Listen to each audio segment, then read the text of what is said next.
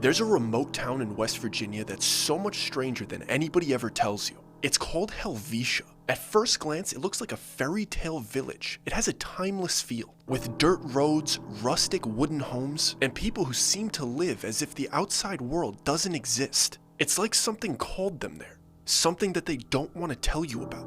There's a dark history in those mountains, but they'll lie and say that it's safe. That is so far from the truth, because the longer you stay in Helvetia, the more you realize that this isn't just a quaint mountain village. And the deeper you go into Helvetia, the more you realize that not everything is what it claims to be. Make sure you like the video for good luck, because you're gonna need it. If you haven't subscribed to the channel yet, please do so now. Double check. If this is your first time here, congratulations, you have an entire channel to binge. And if you're watching on a podcast platform, consider giving us a 5-star rating at the end of this video.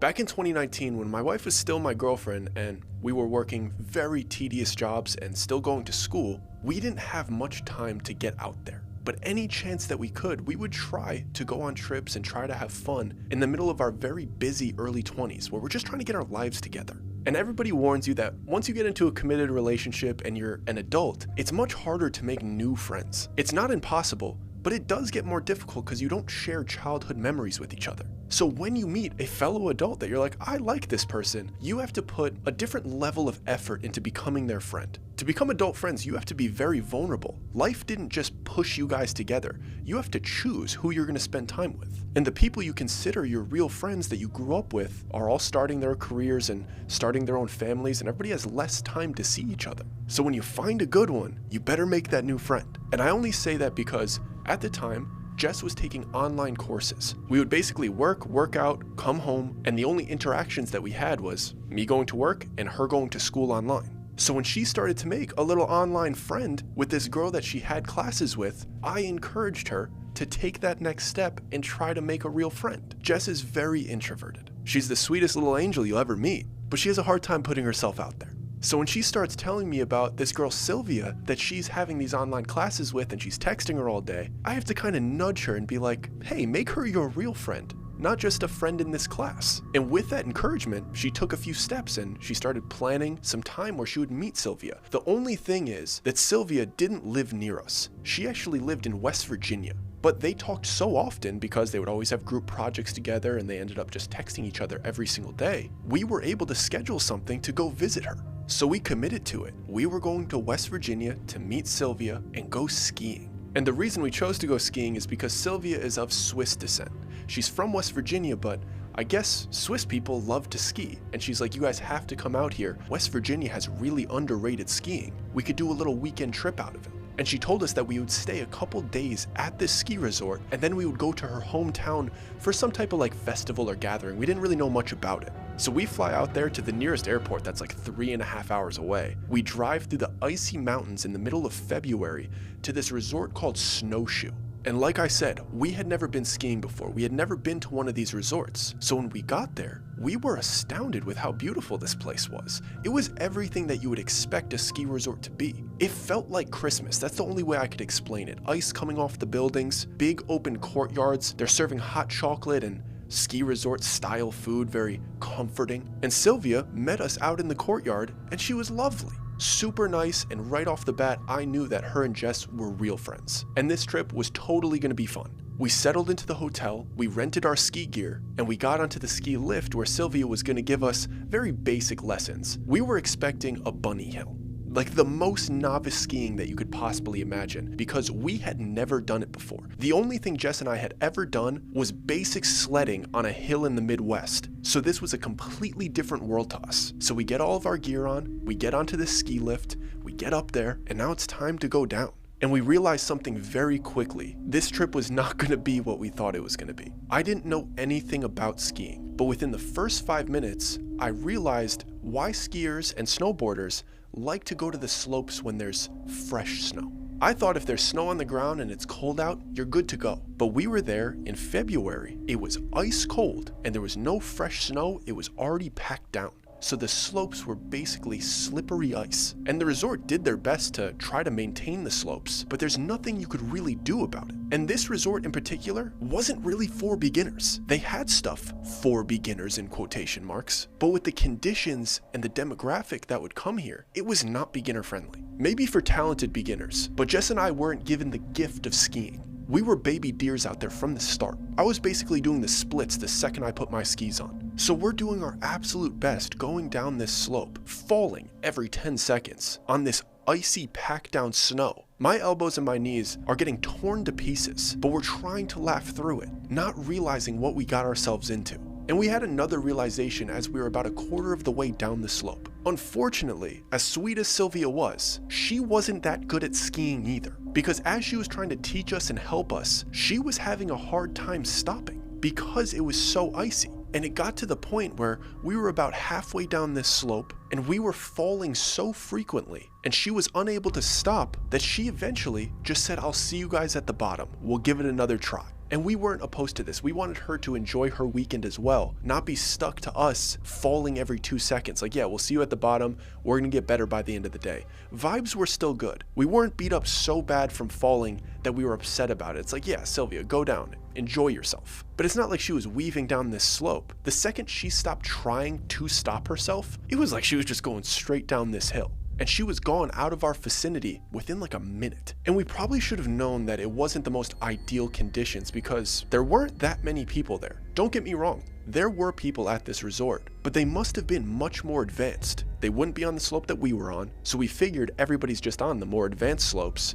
and they're enjoying the speed that you could get up to under these conditions. But when it's your first time doing it, and there's only the mountains of West Virginia around you, and the person that was supposed to be teaching you how to ski is gone, you realize that you're alone in the mountains of West Virginia, and you basically have to stumble your way down for the next 40 minutes for this to be over. You can't just stop here. There's nobody to help. So we're doing our absolute best to go at a steady pace so we could eventually get off of this death trap. But we're not making much progress, and we are dead center in the middle of nowhere when finally some help arrives. I was hoping some more advanced people would come down, maybe be able to help us or give us other pointers, because we were absolutely hopeless. And eventually they did, but I didn't hear them coming. The first one just zipped by us, and I'm talking right next to me, almost like when you're stuck in traffic and somebody goes onto the shoulder of the road and just hits 60 and you're sitting there calmly, and when they fly by and take your mirror off, it's almost aggravating. Because they didn't announce themselves, nobody's supposed to be there, why would you get that close to me anyway? But I don't know ski etiquette. Maybe we're in the wrong place. Maybe if you're slow, you're supposed to go all the way to the right and we're like dead center in the middle of the slope. Maybe I'm doing something wrong. So this first guy zooms by us, but he's weaving the slope. You could tell he's done this before. And he's slowing down a little bit once he's in front of us. So I'm thinking, okay, maybe he's gonna help us. Even if he wants to scold me for being on the wrong side, which I don't know if I am or not. And then another one zooms by us. This time next to Jess, whizzes by her shoulder and she falls. But instead of getting angry right away, I'm still insecure because I don't know the etiquette of skiing. I don't know if we are doing something wrong. And yes, he just made my girlfriend fall down. Most people would be pretty upset, but I'm caught in this weird social interaction where I don't know if I'm allowed to be upset. And he's doing the same thing. They're clearly together. They're weaving in front of us slowly. Even though they just zoomed by us at extreme speeds, now they're slowing down ahead of us. And they're covered head to toe. They're snowboarders. They have all of the goggles on and like the helmet. Like I can't see their faces whatsoever. I can't even see their eyes. So I can't see if they're giving me friendly looks or if they're giving me annoyed, aggravated looks. And they're not speaking whatsoever. So I help Jess to her feet. My legs are spreading apart. I'm embarrassed. They're looking back at us going very slowly down this slope in front of us when I feel a presence behind us. And as I'm trying to help Jess up, I look over my shoulder and I see three more dudes, and they seem to be purposely staying behind us. Like they're able to control their speed, and it feels as if they're kind of surrounding us. And remember, I'm basically slipping and falling while moving downhill, holding on to Jess's jacket. She's sliding with me. She's not on her feet. We are an absolute mess. And now there's 5 dudes around us that seem to be hovering in our vicinity on purpose. And I don't know how I should feel about it. So my initial reaction is to be friendly, because I don't know if I'm ruining their time by being horrible at skiing. So I'm like, sorry fellas, we'll get out of your way. No reply. I try to let them know this is our first time out here. I ask them a question. Should we go off to the right? I'm trying to get some clarity on the etiquette here. No answer. I finally get Jess to her feet. We're trying our best to stay balanced. We're moving. So now I can't look back behind me. I have to look in front of me. And one of them zooms in between me and Jess. And that's when I knew they were messing with us. The first one zooming by me, the second one zooming by her. Maybe it's by chance. Going in between us? That's weird. That's when I started to feel like it was a little bit of bullying. But I'm not trying to start this massive altercation when I literally can't stand. I look like a moron trying to point my toes together making a pizza with my skis. What am I gonna do, square up with these guys? There's 5 of them, and they are clearly, intentionally messing with us. So I start shouting at them a little bit, not shouting, not like starting the altercation, but I'm like, haha, very funny guys. Can you help us out now? Like, I get it, if there's a little bit of hazing at some of these resorts, oh, the newbies, let's make them fall, let's all get a good laugh. I don't mind being the butt of the joke, as long as they are good people and in the end of it, they help us out. But I can't see their eyes, I can't see if they're smiling, I can't see if they're laughing.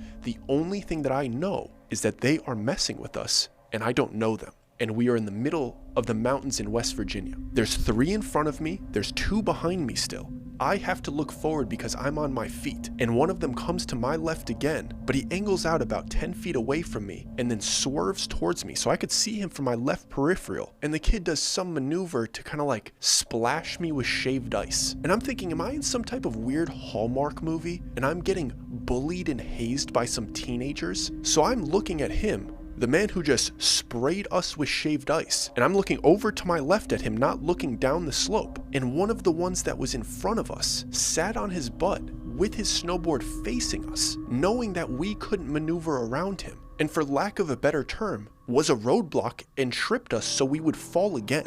And I can't express this enough, how helpless I felt on this icy slope, because I couldn't really do anything about what they were doing until we got to the bottom, and we were dead center in the middle. And once they did that, I didn't find it funny anymore. To zoom by us is one thing, to hit us with some shaved ice is another, to intentionally knock us over, I'm livid. So I start really analyzing who these people are, and I come to the conclusion that they're 14, 15, 16 years old. They're right around that area based on their stature, and what they're doing feels like they're just bully kids. We are grown adults, so part of this is humiliating, but the other part of it is infuriating, because you can't really hit them. I think I was 22 at the time. That's a smidge too old to throw overhand right at a 14-year-old. I'm not gonna pretend I didn't think about it, but finding their parents and beating up their dad was probably the better solution here. And as funny as that sounds, I don't want to take away from how sadistic it felt, because I'm explaining what the first 2 minutes was like. They're messing with us, having us fall down. They're not laughing, they're not responding to me. And Jess and I are both on our hands and knees, still sliding down this slope. Our fingers are getting so cold. We have to have our hands on the ground. And we have 4 of these kids in front of us and one of them still behind us. So I still feel like we're being flanked. And over the course of like 20 minutes, they stay right around us, knowing that we can't stop. We can't get past them. We have to keep slowly going down this slope, and they keep making us fall. And they keep getting really close to us. They keep splashing us with ice. And there's always a couple in front of us and a couple behind us, so we can't see them all. And as it got past the 5-minute mark of this odd harassment, Jess and I started exchanging some words because we were confused by it. We were angered by it for sure. She knew that I was getting very upset, but she was confused on what to do. So she's asking me like, what do we do about this? Do we tell somebody when we get to the bottom? Also, why are they doing this? And I'm trying to make her feel comfortable. I'm like, they're just punk kids. Unfortunately, we are sitting ducks for their entertainment right now. But when we get to the bottom, don't worry, I'm gonna handle it. Because it's not like they were assaulting us, they were just messing with us. But I hadn't seen the one that was behind us yet. I'd seen him over my shoulder a little bit, but there was one of them that didn't get in front of us the entire time. The only time I saw him was when we got past the halfway point of the slope. We were probably 3/4 of the way down. They had been harassing us for who knows how long at that point. And I let them know, we're almost at the bottom, guys. Like, I can't wait to get to the bottom. I can't wait to introduce myself to you at the bottom of this slope. I let them know things are gonna change when we're on flat ground. So just be prepared for that. And that's when they bailed. Not that they were intimidated by me. They didn't seem to be intimidated by me at all. They weren't replying. But once we got closer to the end, they all took off to beat us down the slope, which I can only assume is to get away from me once we get to the bottom. but it was the first time that I saw the kid that stayed behind us, and as he zoomed by us to our left, I saw him holding something, and I wanted to make sure I got a good eye on him just so I could see every single one of them. And this man was holding a live chicken, like a football. And at first I thought that my eyes were deceiving me, because why do you have a chicken? We're at a ski resort in West Virginia. Where did you get that? And I know for sure I saw its head kind of like clucking, and I saw its feet move. This thing was alive, but within 2 minutes, we're stumbling, we're falling. They're flying down this hill, and they're gone. And Jess and I are forced to stumble our way to the bottom. It takes us like 15 more minutes. And by the time we get there, Jess asks me, "Did you see the chicken?" And I reply, "You saw that too, right?" I thought I was tripping. But Sylvia's at the bottom waiting for us. And she's happy and jokey. She knows that we had a pretty rough time. So she's like, "How did you guys like it? Are you okay? Do you want to keep going?" She's being very friendly. But the first question that we have for her is, "Did you see the 5 dudes that beat us down? Which way did they go?" And she's like, "Oh yeah, like I saw them. They went back up the ski lift." And we fill her in that they harassed us the entire way down. And she's very disturbed by it. And she's like, "Okay, let's go back up and report them." And I ask her if it's normal for new people to get hazed or if there was an etiquette that we weren't following. And she's like, "There's no reason anybody should have done that to you." So we come to the conclusion that would only make sense by the way that they were dressed and by their stature. They were punk teenagers taking advantage of people that were vulnerable. So we go to the ski lift, we start heading up, and I'm scanning this entire place to see if I could find these kids. I think that I'm gonna find them at the top, but I'm trying to see what slope they're going down if I could spot them, so we could report them. They're on that slope here, go find them, kick them out of the resort, whatever it is. And as we're on our way up, they were already on their way down, but they weren't snowboarding anymore. Just pointed to the slope that was off to the right, and into the woods about halfway down this slope. They had stopped and congregated in the woods. They were that much faster than us. They beat us all the way down. They took the ski lift back up, and they'd already made it halfway down another one, but they decided to stop. And they were too far away for me to really see their facial features, but I was able to see much more about them because they had the scarves that were covering their faces down. They had their goggles on their head, and I could see their entire face. And they were passing around something they seemed to be drinking, which isn't uncommon, and I could see the chicken on the ground in the middle of them. But there was one very disturbing thing that I noticed. These were not teenagers. These were grown men. Each one of them had a full beard, full facial hair, straggly billy goat facial hair. And I could tell these were not teenagers. They had to have been in their 20s, maybe 30s. And that made it that much more messed up. Why would grown men be doing that to us? But it also gave me the green light to be much more upset about it, because these aren't punk teenagers that don't know any better. These are grown men that I can confront about this. So we're on this ski lift. I can't jump down from it. And they're far away. Like I said, I can't see the details of their face. But if I yell at them and they see us, they're gonna know that it's us based on our clothing. So I shout to them. Takes me a few times for them to hear me. And I'm like, "Wait till I find you up there. I see your face. I know what you guys look like now." And they weren't scared at all. I wasn't expecting them to be scared, but it seemed as if they were relishing in the fact that we saw them and that we couldn't get to them in that exact moment. And all 5 of them turned their shoulders towards us and had gross smiles on their faces, and they gave us a thumbs up, all of them at the same time. Just this weird, patronizing thumbs up.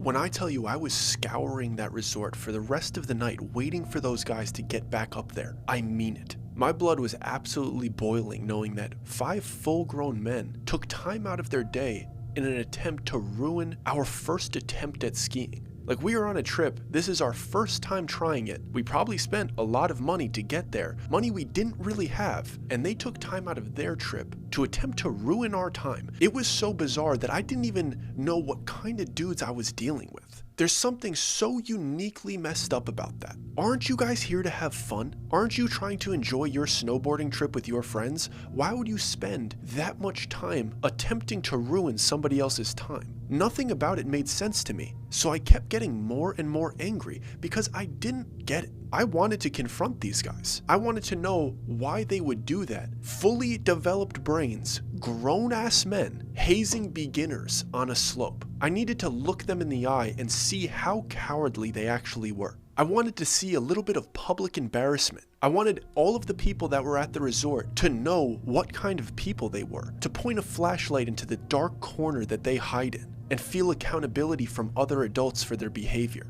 I knew that I was absolutely seething, but I thought I was hiding it pretty well because I was with Jess and Sylvia, and I didn't want them to really know how upset I was. Even though Jess was equally upset, she doesn't want an altercation to happen. She wants us to let it go and to move on with our weekend. But apparently I was not hiding it well. Apparently my face doesn't hide anger. And apparently me lingering in the common area and in the lobby of the resort was a clear tell that I was looking for an altercation. Jess and Sylvia sniffed it out, and after we reported it to the people that work there, they said, "We've been getting complaints about them. Once they get back up here, we'll ask them to leave." And I very respectfully said, "Can you let me know when you find them? Because I would also respectfully like to ask them to leave." I could see on their face that they were not going to do that, and they were very close to asking me to leave. Because again, my face doesn't hide anger well. But Jess and Sylvia talked me into going upstairs and calling it a day, which was the best thing to do. 100% an altercation, a confrontation, making a scene, it's childish in its own way, and in a lot of ways it would be stooping down to their level. So I went upstairs, I sucked it up, I apologized to Jess that I couldn't track them down and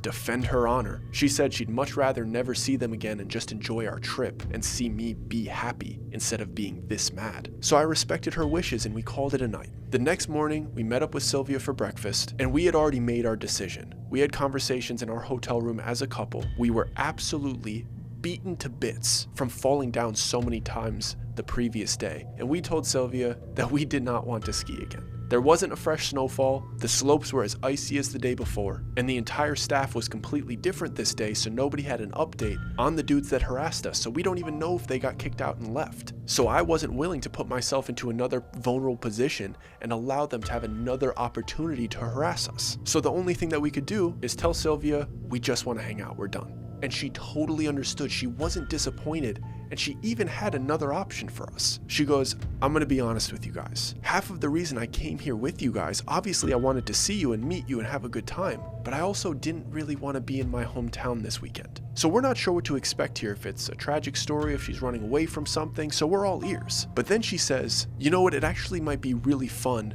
if I take you guys to my hometown for the rest of the weekend instead of staying here. Because the only reason to be here is to ski. We'd probably have more fun in my town." Which didn't really make sense to us initially, so I bring it up to her and I'm like, "You just said you didn't want to be in your hometown this weekend, and that's why you're here. Why would we have more fun there?" And I see that she recognizes how silly that is. And she says because I didn't want to work. And she explains that she's from a town called Helvetia, and once a year they do a festival called Fasnacht. And since she lives there, she has to work the festival. So her having an excuse to come see her friends that are visiting and staying at a ski resort, she wouldn't have to work the entire weekend. And she explains to us that Fasnacht is a one-day, very fun festival where a bunch of people from out of town come and visit, and the locals serve food and play music, and there's dance halls, and it's basically tied in with Lent. And at the end of it, they burn this effigy of Old Man Winter. The whole thing is about saying goodbye to winter. But the cool thing about it is that Helvetia is a very small town, literally like 60 people, and usually about 1,000 out-of-towners come for this specific event. So it's very unique and very fun, and the locals take it very seriously. So that made sense. Okay, she would rather ski than work the entire weekend for out-of-towners. But she does know that it's actually pretty fun, and if we're not going to stay here, going to Helvetia for the Fasnacht festival could make our trip worth it. And Jess and I look at each other and we're like, that sounds great. We don't want to be here anymore. So we check out early, we pack our stuff, and we head to Helvetia. Sylvia beats us there because she has her own car, and she's way better at driving through these icy, slushy mountains. We're basically driving like grannies. But we eventually get there and she's waiting for us. And Helvetia looks much different from where we were before. The ski resort was basically a winter wonderland, but it's at the top of a mountain. So once we're in Helvetia, there isn't any snow on the ground. It's pretty cold, but it's not like that whatsoever. It's a complete change of pace. You have to wear winter clothes for sure, but we're not in this icy hellscape surrounded by sadistic snowboarders. But right when we arrive, we see that Sylvia is a little bit concerned. So we're like, okay, what's going on? What's going wrong now? And she goes, "You guys might not like this. I'm really sorry to drag you into this, but we need your help." And we're like, help with what?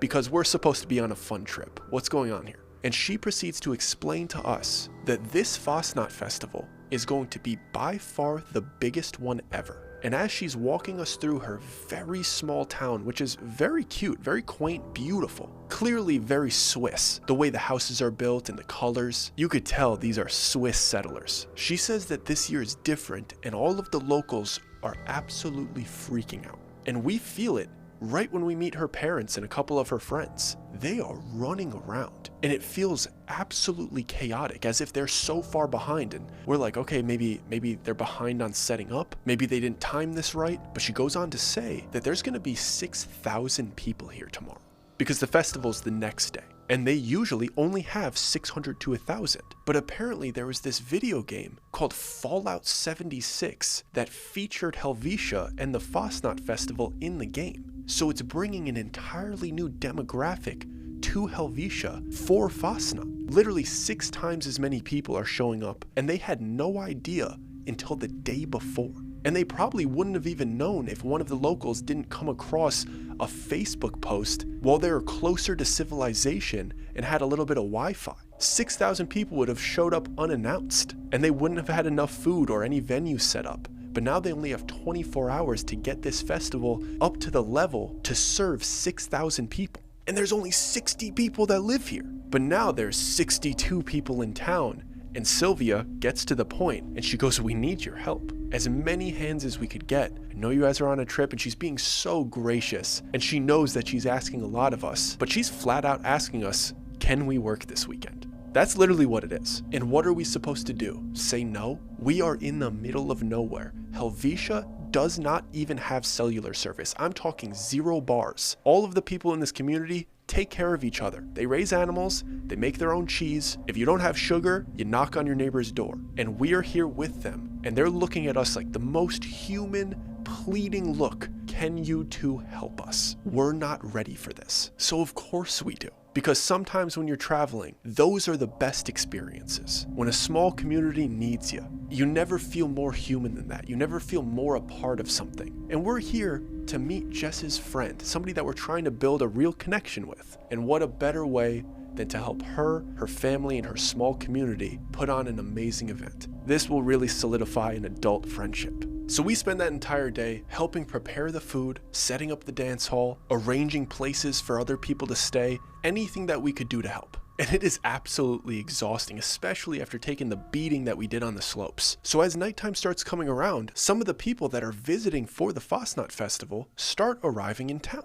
Some people are getting there the day before. And we see people walking in and checking into their little inns. There isn't that many places to stay, so it's not that many people. Most people are staying outside of Helvetia and they'll be here in the morning. But there's a little bit more foot traffic as we're finishing up our day's work. They had brought our luggage to where we were staying. We hadn't even seen it yet. But we basically tell Sylvia and her family, sweetest people we'd ever met, we can't keep going. We took a beating yesterday. We've been working all day here today, and they're so thankful and so nice. And they're like, go get a good night's sleep. And I know they're like, yes, go get a good night's sleep because we're going to be working tomorrow too.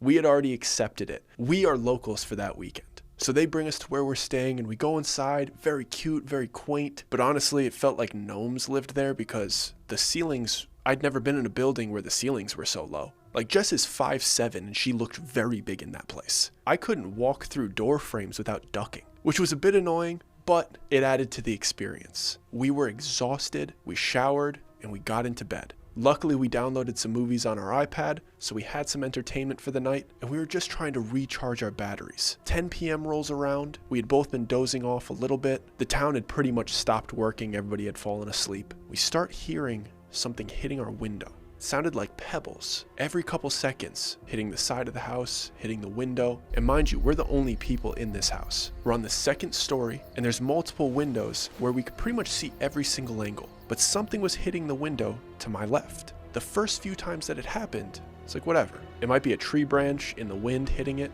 but then it started to get a little more intentional. Like whoever was doing it was throwing bigger rocks because we weren't reacting to the smaller ones. So Jess and I are looking at each other thinking, somebody trying to get our attention, why wouldn't they just knock on the front door? So finally, a big one hits the glass. I'm a little bit frustrated. I get up, I open the curtains, look out the window, and I see a man wearing a large mask. I actually don't even know if I would call it a mask. It was like a headpiece, like a bobblehead. It looked like it might have been made out of paper mache or something. And it was basically a mask of a animated, cartoonish Caucasian man with blonde hair, with a big smile. And he's probably 50 feet away from the house, looking up at our window. And I know that he could see me. I know that he can see that I see him. And I'm like, what are you doing? I don't say it to him. The window's closed, but I'm looking at him. What do you want? Why is there a masked man outside of this building in the middle of the night, in the middle of the West Virginia mountains where only 60 people live? So Jess asks me, what is it?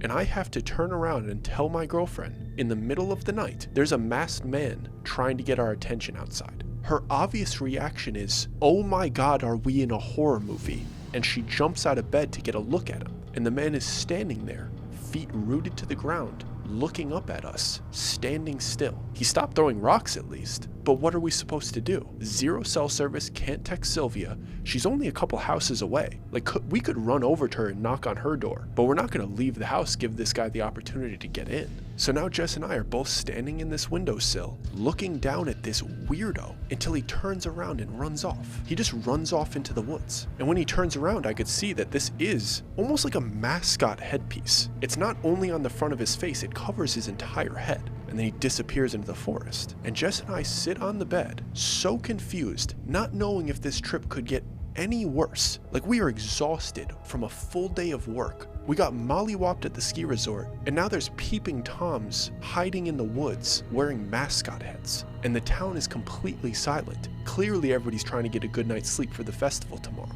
But we're having a hard time sleeping because of this guy. We're just keeping our ears peeled. We're looking out each window.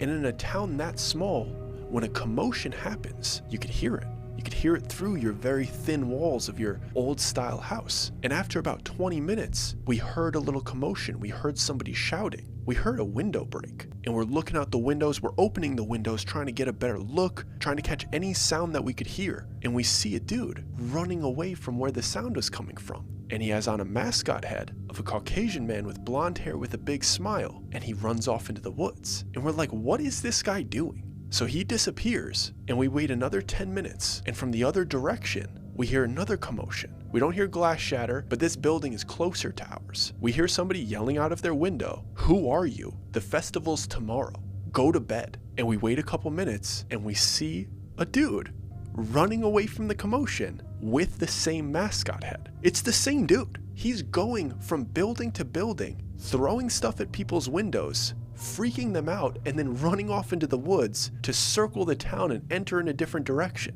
And it seems as if he's doing it to everyone. It happened 5 times. And the 5th time, he ran directly past our house, and we were able to get a good look at him. And that's when we weren't scared anymore. They were clearly ding-dong ditching, or something of that nature. It looked like a teenager just messing around, and clearly they had no ill intent because they were doing the same thing to everybody. And we had a couple more rocks hit our window that night, but we didn't even get out of bed. Every hour or two, we would wake up from it. But as long as they didn't come knock on the front door, we didn't open the window. Like and subscribe.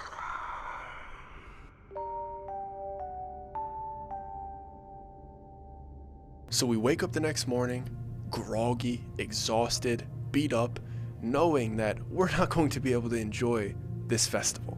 We know for sure that they are expecting us to work it, but we accept it. We get the real experience of Fasnacht. We get to be on the inside of it. And from the moment that we woke up, we could hear that the town was alive and ready to start celebrating. Obviously, we have no text messages from Sylvia or anything like that. She's probably out waiting for us. We have to go find her. It's not gonna be that hard. We get ready, we look at each other, and we're like, let's get this day over with. We get dressed, we duck through these really short door frames, and we get out of this house for ants. And I open the door, and I almost backflip with how hard I jumped. Because right outside of our door, there was a big ET face. Big black eyes, oval face, weird gray body, right there waiting for us. I almost knocked Jess out with my back because I'm trying to protect her from this extraterrestrial that's at our front door.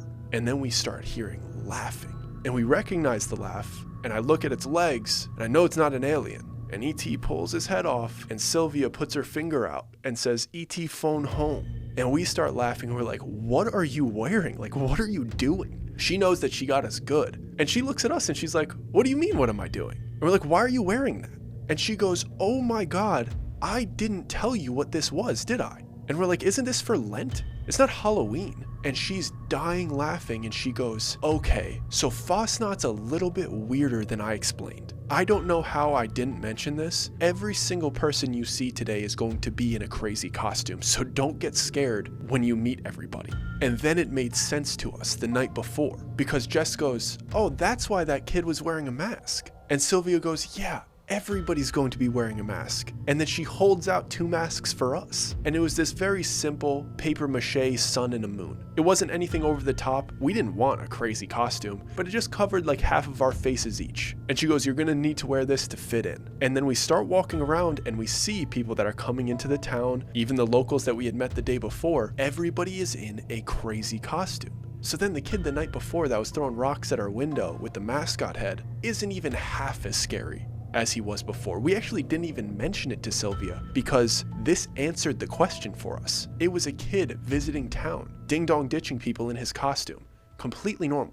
And his stupid little mascot head wasn't even half as crazy as the costumes we saw in the first 20 minutes that day. These people went above and beyond. I'm talking wild costumes, some genuinely scary. Like if I saw some of these people walking around in the woods in the middle of the night, I would think it was a skinwalker. They were creative, realistic, innovative. I'm talking impressive. And that's when the day started to turn around for us. We knew we were going to be serving all of these people that were visiting. We knew we were working, but it felt special. The effort that people put into this and their costumes and how excited they were, it made the entire weekend worth it for us. So we go meet up with Sylvia's family, who's pretty much in charge of the entire event. Her dad is in charge of this, which means that we were going to be a part of just about every portion of this festival. And the first thing that you have to do when people are arriving to your town is make sure they're fed. So first things first, we're making sure the food's ready. We're making sure everybody has something to eat. And they're cool little Swiss classics, a lot of bread, a lot of cheese going around. And Jess and I were in charge of handing out some of these snacks. It was super simple. We were greeting people and making sure that they had food in their hands. And for the first 3 hours, it was amazing. Everybody was so happy. They thought the food was delicious. They were excited to be there. They were showing off their costumes to us. It was an all in all great time. But eventually, that little dork that was throwing stones at our window apparently got hungry. And he comes up to the little stand that we're working at, and he just puts his greedy little hand out there, like, "Give me a snack." And we very begrudgingly pick up the bread that we're handing out to people and put it in his greedy little hand. And we both have masks on, so he doesn't recognize us. He doesn't know who we are. He probably didn't even get a good look at us with the glare of the window. So I hand him this kind of like baguette. He has his hand on it, and I have my hand on it. I know who he is. He doesn't know who I am.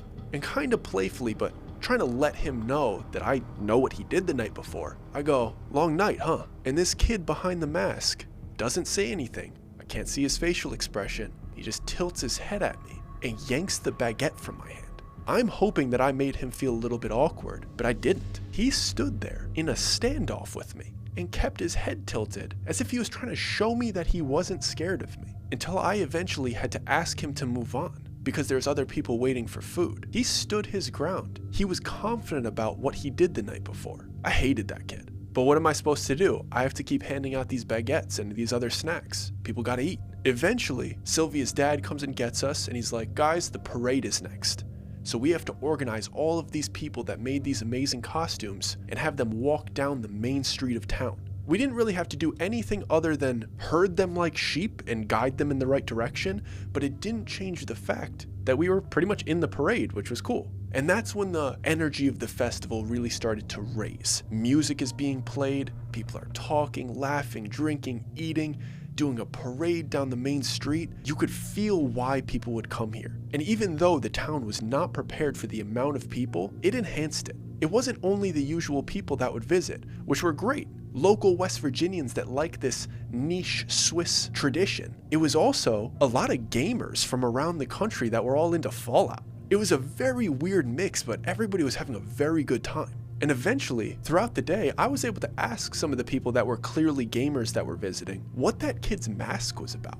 because I would see him floating around the crowd, and I got curious. I was like, do you guys know what that mask is? And they're like, yeah, that's Vault Boy. I'm like, okay, what's Vault Boy? And they explained to me that that's pretty much the animation that's on the cover of Fallout. So it's the most iconic image related to the game. So I take that into account, that now I know the origin of that kid. He isn't somebody that is here usually. He's somebody that is here for the first time this year, and he's in this group of people. And I'm not saying the people that visited on behalf of the Fallout game are bad. They were the best people. They were so excited to be there. I'm not comparing the usual people to the video game people. I'm just trying to say that they were there for all of the right reasons, and they were having an amazing time, and they were so kind and so friendly. But that kid was weird. And now I have a name in my head, and I'm keeping an eye out for Vault Boy. We're doing this parade, it takes a while, and I'm tracking his blonde little hair from his Vault Boy mascot head. And I'm trying to enjoy myself, but I can't help it. I'm watching where he's going, and he seems to be alone. And he's wandering around, and he looks mischievous. So I'm trying to enjoy the parade, but I'm tapping Jess, and I'm like, keep an eye on him. Because people are asking us to do stuff. We're trying to be good hosts because apparently we're locals now, but I don't want to lose track of them. And now the parade is going through this very dense portion of where people are congregated. And people are cheering and music, and it's so fun and so cool. And I see this lovely family dressed up with their young children around them. They're having so much fun. And I see Vault Boy sneak up behind this family as they're trying to enjoy this parade. And one of the daughters has some food in their hand, one of the snacks that they were selling. And I see this grimy kid sneak up behind this family in this crowd and snatch this girl's food while the parents aren't looking. And he quickly turns around and scurries into the crowd. I'm on the other side of the parade. There's a bunch of people in between me and him. I would have to smash through people, exit the parade, and chase him down to draw attention to what happened. I can't do that in that moment. I have to keep going with the parade, but I saw him do another weird thing. And the little girl's crying, and the parents look down and they're like, what's going on? Where's your food? She can't express herself. The way he snatched it, similar to the way he yanked the baguette out of my hand. He grabbed it and pulled it with a cruel intention, like he wasn't just trying to take some of the girl's food, he was trying to let her know that he took it. I didn't like it, but I had no choice but to continue with the parade. By the time the parade was done, now the sun's going down. Winter's not over yet, short day, and Sylvia's dad needed help with the final thing, the cherry on top of Fasnacht. Apparently, they sacrifice an effigy, which sounds insane, but realistically what it is that they have this homemade thing that they call Old Man Winter. And a bunch of dudes carry it to this massive bonfire. Everybody congregates around the fire, and we throw Old Man Winter on top of the bonfire. He burns, everybody says goodbye to Winter, and then everybody starts throwing some of their costumes into the fire if they want to, or any items in general, so the flames burn big, and then everybody celebrates, eats, drinks, goes to the dance hall. It becomes a party after that. And there's 6,000 people here this time. There isn't 1,000, there isn't 600. I can't track down Vault Boy. I have responsibilities. Sylvia's dad needs us, and we gotta go get Old Man Winter. So everybody starts gathering around the bonfire. That's not my responsibility. They said it, they congregated everybody over there, and now Jess, me, Sylvia, her dad, and a couple of the other locals go and get this Old Man Winter effigy and start walking it over. And everyone's so excited, but it's dark at this point. Like, it is nighttime. Way less visibility. All we could see is all of these people around the bonfire parting the seas for us to get into the middle. So I'm holding one of the legs of Old Man Winter, and I see everybody that's there congregated by the fire, except for 4 people off to the left that seem to be isolating themselves. There's still people flowing in from the bathrooms or from the dance halls or from getting food. And as we're getting close to the group, I can't help but to look at these 4 dudes off to the left. And I see this one guy hustling back because he doesn't want to miss Old Man Winter getting thrown in. He doesn't want to miss the celebration. And he runs too close to this group of guys. And as he passes them, he's like in a light jog. He's like a 45-year-old guy doing that fake jog, like when you're crossing the street and you're just trying to show the car that's at the stop sign that you're being considerate, but you're not actually going any faster. You're just kind of raising your shoulders. He does that past this group, and one of the kids kicks his back foot into his other foot. So the man trips and falls on his face. I'm talking both elbows to the ground, forehead snapping off the dirt. He rolls over and gets up and looks at him like, what is that for? Mind you, I'm still holding Old Man Winter. I'm seeing this micro altercation start that I can't even hear whatsoever because everybody's cheering and shouting because we're about to sacrifice this effigy. And as I'm about to enter the circle that's around the bonfire where I won't be able to see these people anymore, this man is saying, "Why'd you do that?" And all 4 of the guys are wearing the Vault Boy mask and give him a thumbs up. They don't respond to him. In unison, they give him a thumbs up. And I see the dude shake his head, wave his hand at them like, "You guys aren't worth it, you little punks," and walk towards the group that we're about to enter. And then I can't see them anymore because I'm inside of the crowd and we have to throw Old Man Winter on the fire. But I know now that Vault Boy, who was throwing stones at our window, wasn't alone. The people that we saw running out of the town into the woods were all separate people. And I also know those are the same people, the same grown men that were harassing us on the slopes at the ski resort. They did the exact same thumbs up to the guy. And now it all made sense. Whoever these dudes were, it's like they were perpetual bullies or something. But for the second time in a row, I thought I was dealing with a teenager. I only have a split second to let Jess know. And all I could say is, "They're here." She says, "Who?" And I say, "The dudes from the slopes." Her eyes light up because she knows that I'm livid. And she knows that even though this whole day has been fun and serving a community, it could take a very serious turn. And she's like, "Are you sure?" And I said, "It's the dude in the Vault Boy mask. They're all wearing the same one." And simultaneously, Sylvia's dad is announcing to the entire crowd, "Are you ready?" And everyone's screaming and cheering as I'm letting Jess know this very sensitive information. But as they're screaming, "Yes," now we have to throw Old Man Winter on the fire and the entire place erupts. People are losing their minds. They're having so much fun. They're saying goodbye to winter. This is Fasnacht. They're having a blast. But me and Jess know that there's people here that we really don't like. And I wasn't even able to tell her about him stealing the food. She saw the weird interaction where he yanked the bread from me, and obviously she saw him outside of our window, but there was no telling how this night was gonna go.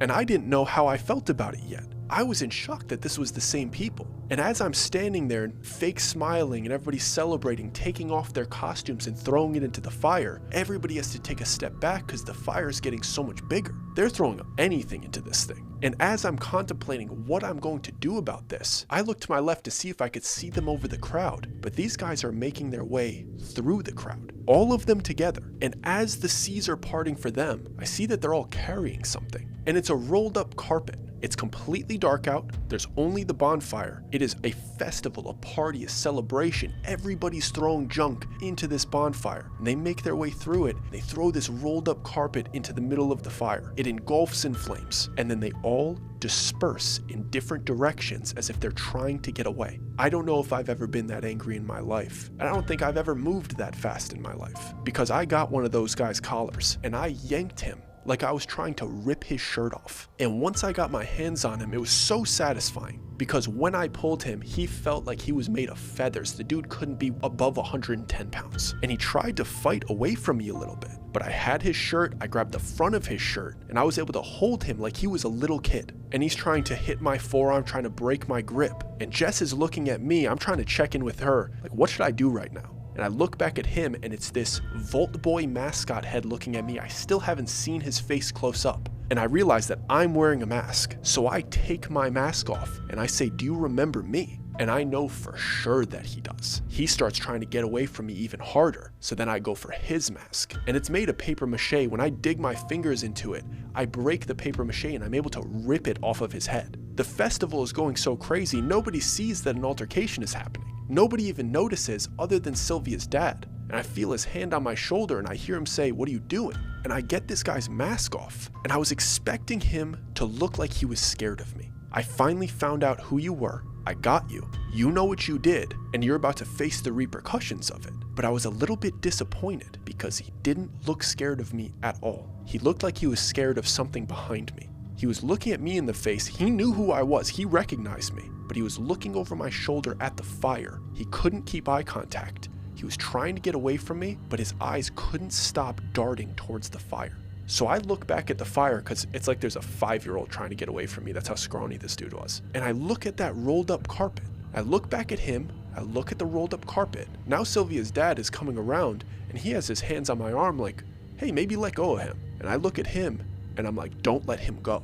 I'm being dead serious. Sylvia's dad trusts me at least a little bit to that point. I've been a good guy this entire time. And he's a big dude. He's like a logger. So when he grabs this guy, I know he's not going anywhere. Dude's probably twice as strong as me. And I get this feeling that I need to get that carpet out of the fire. So I run up to this bonfire. I could feel the heat from it. And when I grab the carpet, it's pretty on fire. And it's pretty hot, and the bottom of the carpet is melting a little bit, so as I'm grabbing it, it's kind of like melting rubber. But people see that I'm trying to pull it out, and because of how frantic I'm being, a couple people that notice come over and they start trying, and we're able to kind of grab it, give it a pull for a split second, and we're taking turns doing it because we can't hold on to it for a really long time. We have a split second to yank it, and eventually we get a quarter of it out, so the point that's close to us starts cooling down and we're able to actually grab it and drag it out. Once the carpet's out of the fire, I look back at the dude and he's panicking. Like, this dude is screaming and crying, and it is so satisfying to me, but I don't know why. I know that there's something about this carpet that he doesn't want me to know about. And I'm trying to look into the crowd and I don't see any of the other Vault Boys. They seem to have abandoned their friend. And as I start unrolling this carpet, I start to get a very bad feeling because everybody around us is having a fantastic time, and I know for sure that everybody's time is about to be ruined. And I realize why there was only 4 of them. There was 5 harassing us on the slopes. But when I got the last roll of the carpet, I realized what they were doing. I guess they didn't really care about the 5th one, because inside of this carpet was the 5th Vault Boy holding a chicken. The chicken was clearly dead, but I couldn't tell if he was. And his supposed friend was freaking out like when you try to give a cat a bath. That's how hard he was trying to get away, because we just caught them throwing their friend into a fire like a ritualistic sacrifice. Like what we just did to Old Man Winter, the fake papier-mâché old guy. They rolled their friend in a carpet with the chicken that he was carrying on the slope,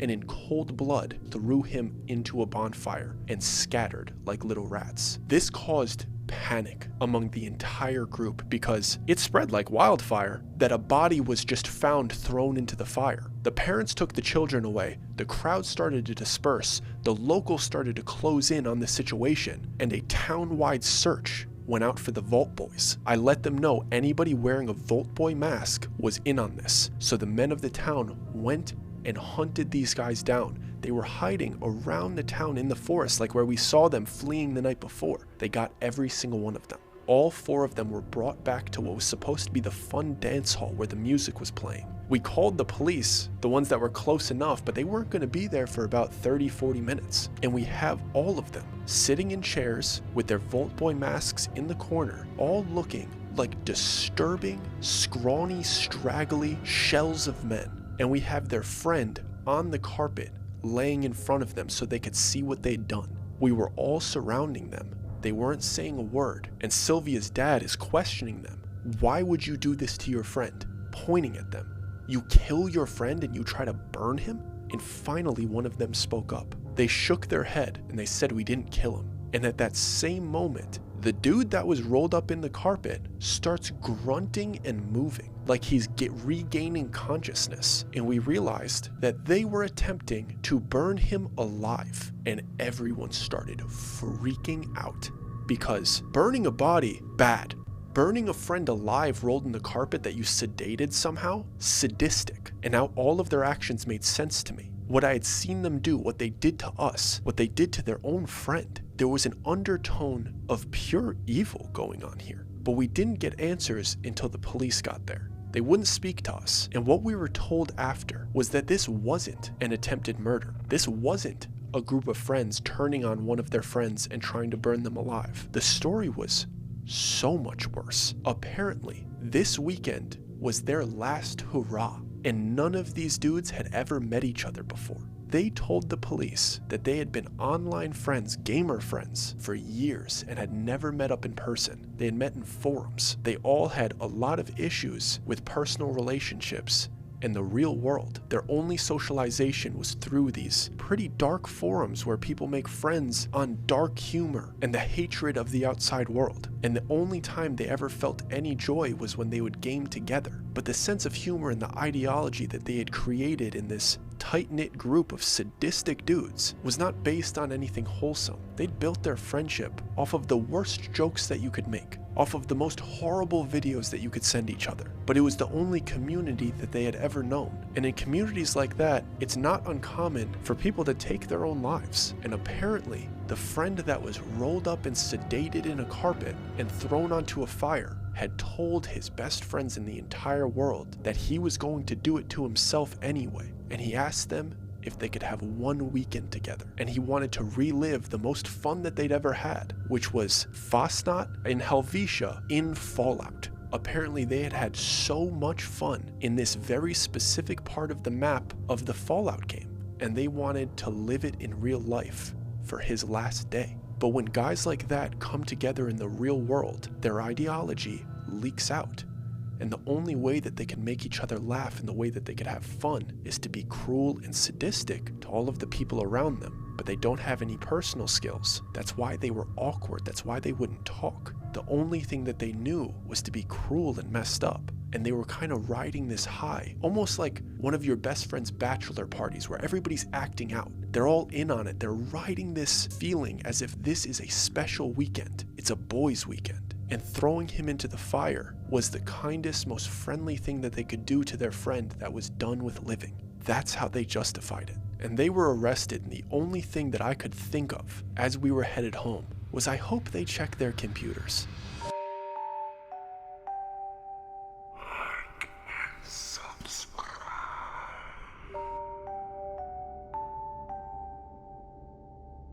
Fasnacht, Helvetia, crazy place. I hope you guys enjoyed this story. I hope if this is your first time here, you consider subscribing to the channel. If you didn't like the video at the beginning and you enjoyed your time here, consider liking it right now. If you haven't watched all the videos on the channel was created to binge. Start from the oldest, make your way to the newest. Don't cherry pick. Thank you so much for joining us for another story. We'll see you next week, and we're coming up on October, and we have some fun stuff planned. Help me get this video to 30,000 likes, guys. It would mean the world to me. Spooky season is going to be very fun around this channel. So if you like this video, YouTube thinks you would also like this one.